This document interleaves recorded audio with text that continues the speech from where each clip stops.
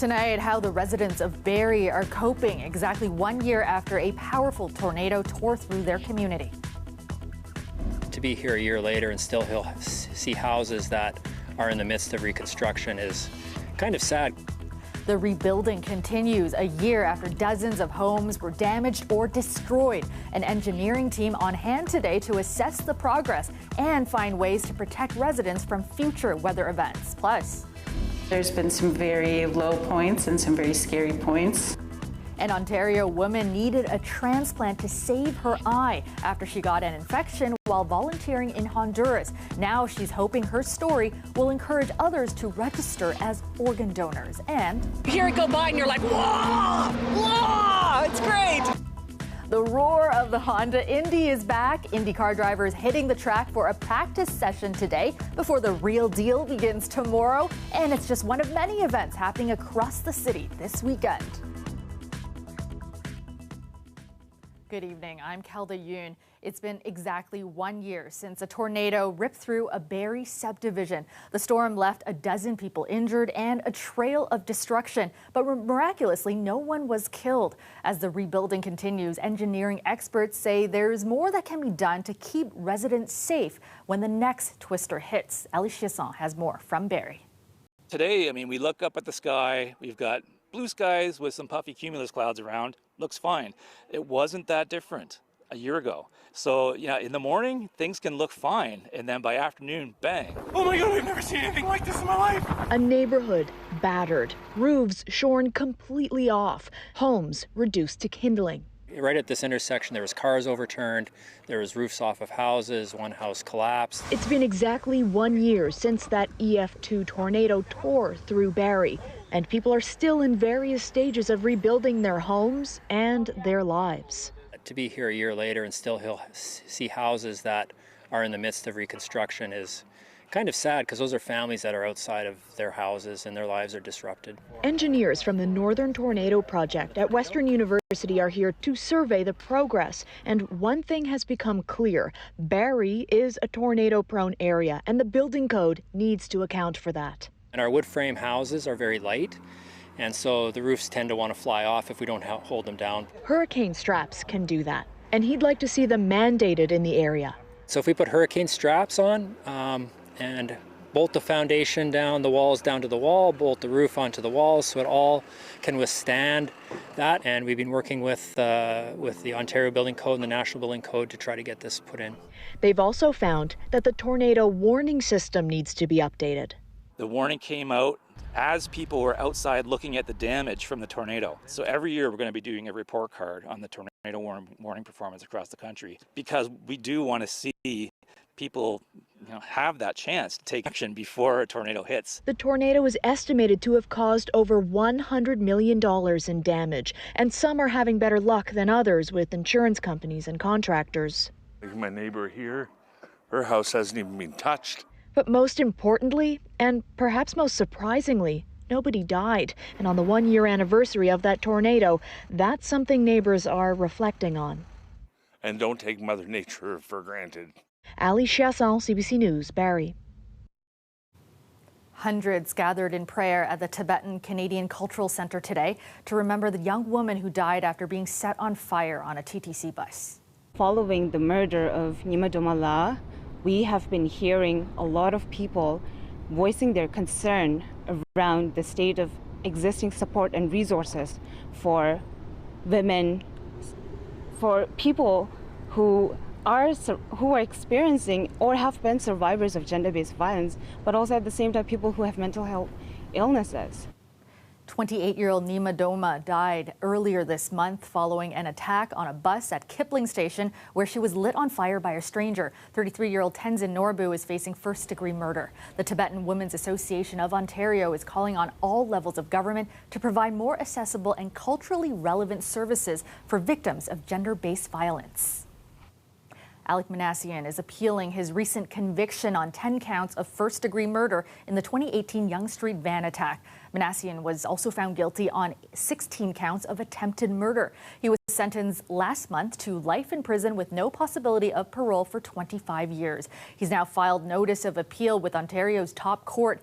The appeal says the trial judge misapprehended expert evidence and made unreasonable findings of fact in finding him criminally responsible. Now, 8 women and 2 men died in the April 2018 attack after Manassian deliberately drove a van down a busy sidewalk along Yonge Street. Another woman died 3 years later from injuries suffered in the attack. The public inquiry into the 2020 Nova Scotia mass shooting heard from the longtime partner of gunman Gabriel Wortman today. Now, Wortman was Lisa Banfield's common-law spouse, responsible for the shooting rampage that killed 22 people. Banfield recounting today how they met, where they lived, and the constant presence of guns. CBC's Blair Rhodes has more, but first, a warning. The details in this story are disturbing. This is what haunts me, is because I feel like he was targeting me and my family. And if I didn't get out of that car, I often think, would any of those people have died? So that's something that haunts me all the time, because I feel that they weren't targeted, that he was looking for me in the beginning. It was one of the many times that Lisa Banfield broke down on the witness stand. She was asked whether she could think of any reason why her partner, Gabriel Wortman, might have targeted the 22 people. Some of them were neighbors. Some of them were strangers. Banfield says she fears the 13 who were shot in Portapic were killed as he hunted for her. She could offer no explanation for the other deaths. On the night of April 18, 2020, the pair had fought. He'd thrown her in the back of his replica police car. She managed to escape and hid in the woods. She says she heard gunshots, then saw another building burst into flames. Then, she says, she heard 2 men. I could hear them freaking out, and then I heard, "Hey, boys," and then bang, bang, and then there was nothing. She says she was too afraid to show herself and remained huddled in the woods until morning. Long before that, Banfield says she knew the weapons he collected were illegal. Did you ever think of reporting them? No. Were you worried that he might use them to hurt others? No. Were you worried that he might use them to hurt you? Yeah. Moments later, she explained why she felt that way. If we had a fight, he put the gun to my head to scare me and said that he could blow off my head. But Banfield's testimony failed to satisfy the families who were in attendance. Do I believe she was abused? Yes. But do I believe that that's what this April 18th and 19th was about? Absolutely not. Many of the families and their lawyers walked out of the hearing to once again protest their inability to pose questions directly to Banfield. That's a position they've held since it was first announced how she would get to tell her story. Blair Rhodes, CBC News, Halifax. Police say they've dismantled a large-scale drug trafficking network that was operating throughout southern Ontario. In this case, several drugs were seized, about $1.7 million worth of illegal street drugs. Some of that includes cocaine, crack cocaine, methamphetamines, fentanyl, other different types of pills. Also, $23,000 worth of firearms, ammunition, and magazines were seized. The investigation began in York Region in June of last year. As the scope of the network became apparent, York investigators began to work with officers from Toronto, Durham, London, and the OPP. The investigation was called Project Entrust. 25 people from across southern Ontario are now facing charges. An elderly man is dead after being struck by a truck near Elmwood and Lakeshore Road in Mississauga. Peel police were called to the area just after 2 o'clock this afternoon. The man was taken to hospital with life-threatening injuries, where he later died. Police say the driver involved in the collision remained at the scene. And Toronto police are asking for the public's help in locating a missing senior. 76-year-old Antonio Madera was last seen in the Winona Drive and Mulberry Crescent area on Tuesday morning. He's 5'5", 150 pounds with a tanned complexion, hazel eyes, balding short white hair, and a full white beard. Madera was last seen wearing a dark or black jacket, light khaki pants, white or light-colored shoes, and a baseball hat. Well, the Weather Network's Victoria Fenn Alvarado joins us now. And Victoria, another beautiful day, though I know we are in need of some rain. Thank you for having me tonight. Have you noticed how dry it's been lately? Well, we're experiencing an abnormal stretch of dry conditions, which only really happens every couple of years. So what does that mean? Well, it means if you're headed to a campsite this weekend, be sure to check out any fire bans in your area because it has been so dry. So are we going to be seeing rain? Well, there could be some rain in the extreme southwest towards Windsor on your Saturday and even lingering towards London. But as for the GTA, dry for this weekend, which is good if you're partaking in any outdoor activities. We could see some rain in your early work week. I'll talk more about that in your long range forecast. But Saturday morning, 20 degrees, feeling like 21 in Toronto, and 25 for your evening, feeling more like 27. We do have a heightened risk for some thunderstorm activity on Saturday, but that's for the extreme north. In your long range forecast, when I return, we're going to talk more about the potential risk for some thunderstorms. Thanks so much, Victoria. They've spent 19 years in Canada, but a Toronto woman and her son are now facing deportation to Nigeria, a country they no longer call home. If I have to go back, it will end my life. It will really end my life because I'll be separated from my husband. I'll be separated from my Canadian children.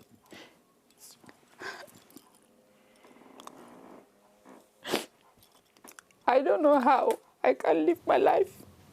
Today, a bit of good news after CBC News reported that Nike Okafor and her eldest son were ordered to return to Nigeria in a few days. The CBSA changed course. Her request for a deferral was granted. That means she and her son can stay for another 3 months as their lawyer takes their fight to federal court. Okafor came to Canada as an asylum seeker in 2003. 2 of her 3 children are Canadian, and she's been married to a Canadian for 5 years, but she's still waiting for her spousal sponsorship application to be processed. Somebody said, oh, they can't believe this cannot happen in Canada. Yeah, it does happen. It does happen. So we're living day by day just to see what's going to happen, But we don't know what's going to happen now. Okafor's lawyer says it's unclear why the CBSA ordered the mother and son deported 2 decades later. He hopes the spousal sponsorship will be approved within the 3 months that the family has now been granted.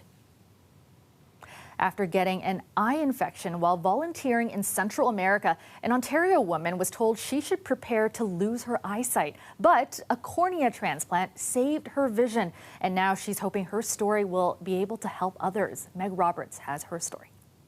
So I'm just gonna numb up your eye and then we'll just take out that stitch. Okay. It's good news at 26-year-old Madison Freeman's weekly checkup at Toronto Western Hospital. The cornea transplant she received 3 weeks ago is healing, and the sight in her right eye is finally coming back after she was told she might lose her vision permanently. That was pretty hard to hear. We didn't realize it was quite that serious at the time, so that was a little tough. Freeman and her partner were teaching in Honduras when she was told she had pink eye, but it got worse and she was diagnosed with a fungal infection only seen in tropical climates. She underwent 2 emergency surgeries and then at the end of May moved back to Canada where she received a cornea transplant. They removed the bandages and the doctor held up his hand and he asked, "How many fingers am I holding?" And I said 4. And that was the first time that I'd seen anything out of that eye in 6 weeks. And all of us cried. Freeman says to thank her cornea donor, who she will never meet, she's trying to persuade as many people to sign up. She posted her story online and says several people told her they previously opted out of donating their eyes until they heard her story. It's an organ that can equate to multiple sight-saving procedures. We actually use different parts of the eye as well for glaucoma surgeries, for retinal repairs, for other types of cornea transplants. Really, we put an eyeball to good use when it's donated. According to the Trillium Gift of Life Network, someone in Ontario dies every 3 days because they aren't able to get the organ that they need.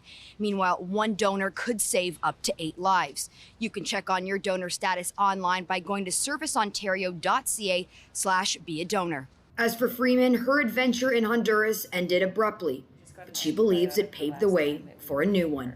Okay, you still have that? Being able to hopefully inspire people to donate their organs, donate their corneas. That's such a positive thing.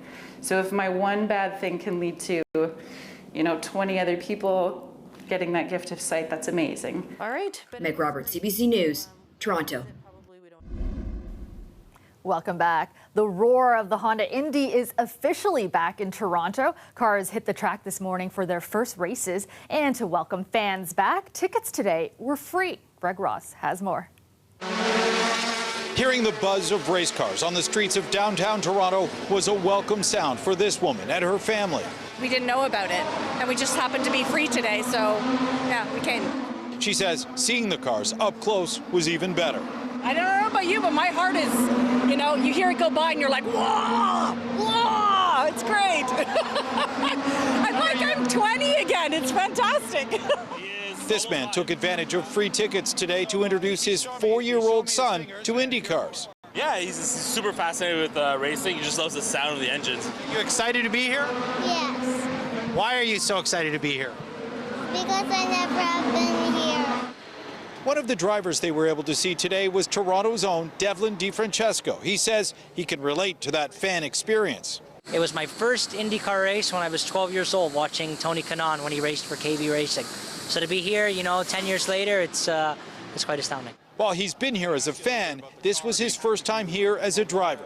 If there was any other race to win other than the Indy 500, this would be the one I'd want to do it at for sure. DiFrancesco isn't the only driver making his debut here this week.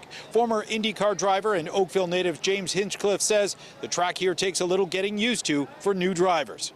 This is one of the trickiest racetracks that we go to in the IndyCar series, so it's going to be a big challenge for the drivers, and because we haven't been here for 2 years, it's crazy. I think 12 of the 25 drivers have never actually raced here in an IndyCar.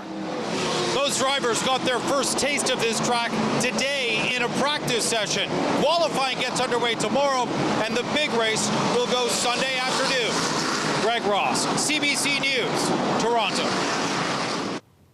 If the Honda Indy isn't for you, there are plenty of other things happening throughout the city, from art fairs to street festivals to even some cosplay. Dale Manukduk gives us a taste of some of the things to do this weekend. The summer of return to in-person continues this weekend. At Nathan Phillips Square, the 61st Toronto Outdoor Art Fair has over 400 artists participating. There is nothing like it. Honestly, the energy, the vibrancy, the color, and just connecting with the artists and creating that emotional investment to the work. The fair generated over $2 million in sales in 2019, the last time it was held.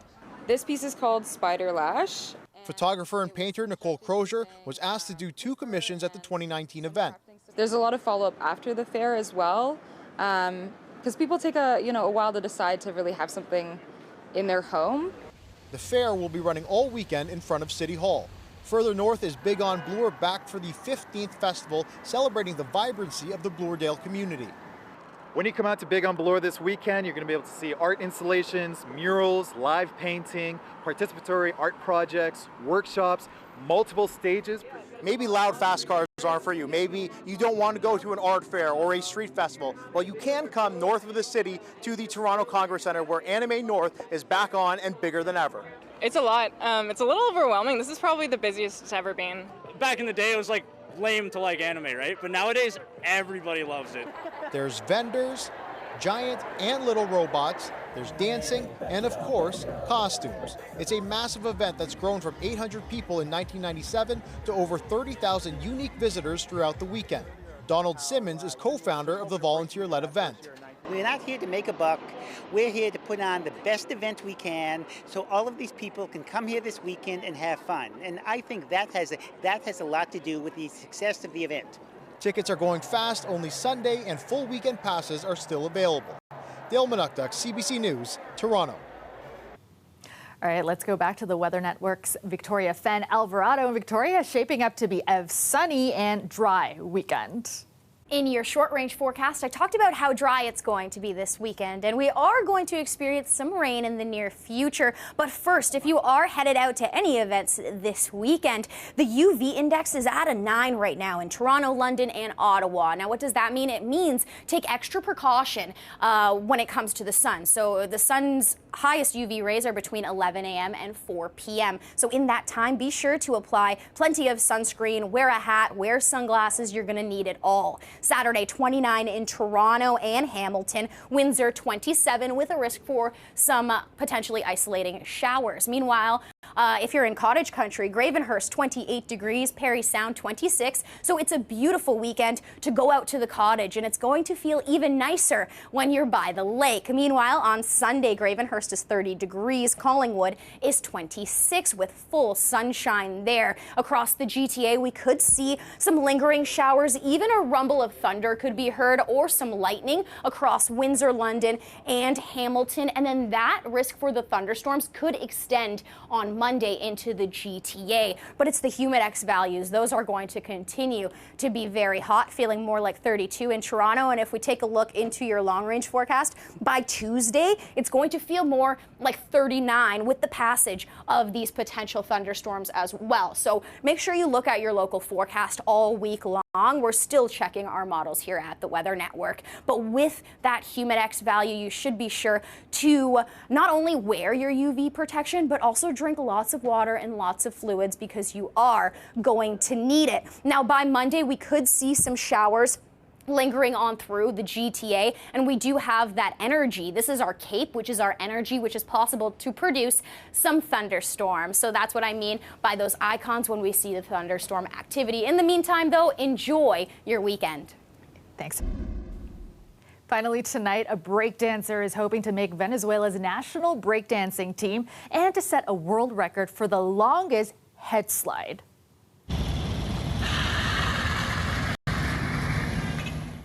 Incredible. When the traffic lights turn red in Caracas, Kenyor Mendez puts on his modified helmet and struts his stuff. His performances have gone viral on social media, no surprise. Mendez has been doing urban dance for 15 years. And that's our show for you tonight. Thank you so much for watching. Have a great weekend, everyone.